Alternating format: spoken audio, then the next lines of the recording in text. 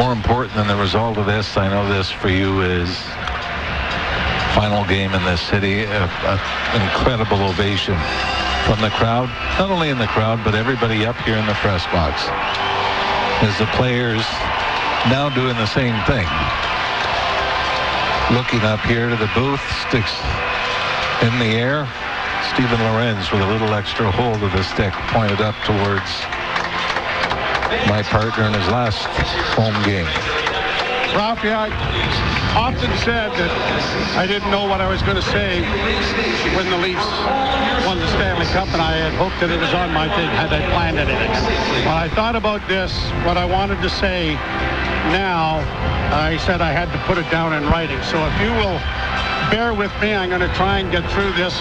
I've kind of divided it into two parts. Tuesday night in Ottawa, I want to recognize the individuals who have played such a large part in my career. But tonight, in this, my last home game broadcast of the Toronto Maple Leafs, I want to focus solely on the fans who have packed first Maple Leaf Gardens when I started in '82, and then the Air Canada Centre, and now Scotiabank Arena. There is no question that this fan base is the most unique in hockey and in all of sports. Regardless of where you play, Leaf fans make their presence felt in overwhelming numbers. I first experienced it in my first trips out west, where Winnipeg, Calgary, Edmonton, and Vancouver were flooded with familiar blue and white sweaters. No matter how the team stood in the standings, that support, both at home and away, was unwavering. That has stood the test of time over my 44 seasons. While crowds in Toronto were viewed as corporate and non-responsive in the lower bowl during the regular season, the upper bowl and the old Greys at the Gardens were more boisterous and wondrous to see the entire sections behind the rival nets explode in seas of blue and white after an important goal like Thomas Coverlay's one night in Buffalo was scored. Or listen to the Ottawa Senators pleading with their fans not to sell their tickets to Leaf fans in the Battle of Ontario playoff series. That did not curtail a delightful number of Leaf Nation to pass through the turnstiles. This kind of enormous support also produces a byproduct of intense media coverage.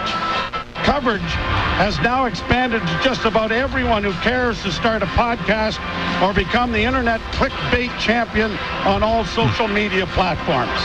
And as in anything else in this time in history, it is so much easier to criticize to gain the attention they seek than to be fair on many occasions, making the Leaf market one of the most difficult to perform in because of this abundance of coverage and opinions. But through it all, Leaf fans remain loyal.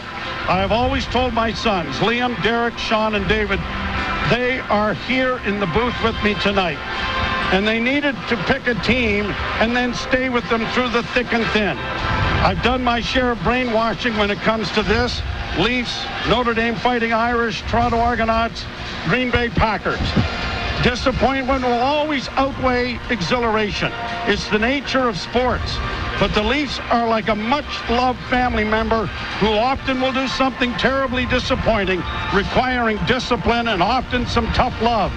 But in the end, that love of family never leaves, and the family becomes tighter because of the experience. The Toronto Maple Leafs will once again hoist Lord Stanley's chalice. And yes, I'm disappointed it didn't happen on my watch. I often remind folks, the Boston Red Sox went 84 years between World Series, Chicago Cubs 104 years. But when the Leafs are on the cusp of victory, I know the Leaf fans will gather with loved ones.